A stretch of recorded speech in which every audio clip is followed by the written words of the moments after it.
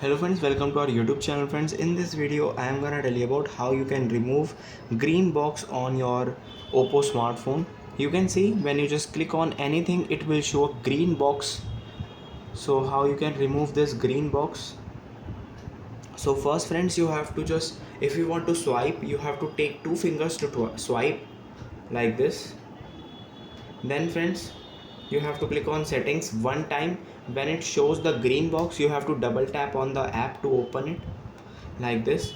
Now click on search, double tap here, and here you have to write Talkback feature.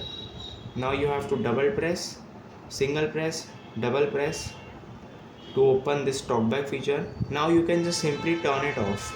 From just click on this, turn it off, and now you can see your mobile phone is working in a normal and this green box is removed successfully. I hope you like this video. If you like this video, then subscribe to our YouTube channel for more helpful tips and tricks videos. See you next time.